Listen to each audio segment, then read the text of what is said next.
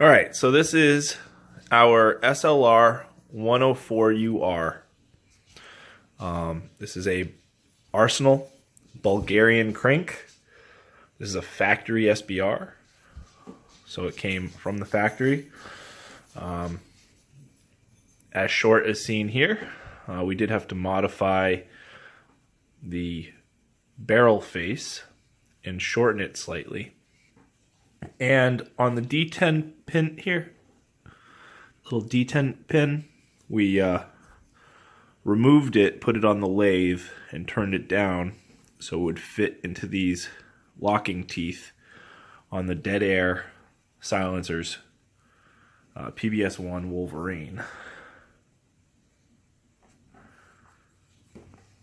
These cans are great.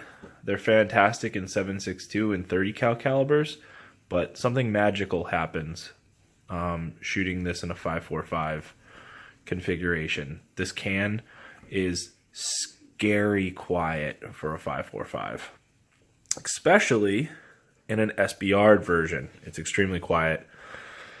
I did a little golf ball stipple here. You know, this is all my guns are work guns, so I really don't care about trying to make them as pretty as possible. It's all function over anything. So I just did a quick little border, nothing crazy. Wasn't trying to get fancy or pretty, but this is the correct texture I wanted in my grip. I did a little tire track pattern under here for more grip. I do wear gloves when I run AKs because they're sheet metal, and the nice thing about sheet metal is even though it doesn't feel sharp, it has this wonderful ability to cut your hands, especially when you're running and gunning. So I wear gloves. We have the ALG lightning trigger. I originally hated these triggers because I bought the first gens and I had a lot of issues with the first gens, but this one is pretty nice. Really happy with it.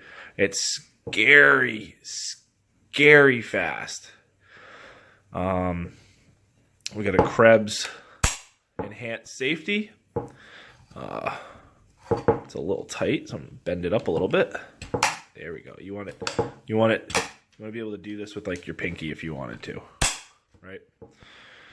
So a Krebs enhanced safety. We're running a H2 with an American Defense mount. It's clamped onto a Stormwerkz crank picatinny rail, and you have to open the dust cover. You have to mark your holes, and you have to mill or drill into this and through your cover, through the steel, and then screw it in place. These covers are really hardened sheet metal, so if you don't drill them properly, you're going to have your drill bit walk on you. If you don't tap it properly or stake it, your drill will walk on you, and then your holes will be crooked, and you'll be fighting it with a file to try to get it aligned.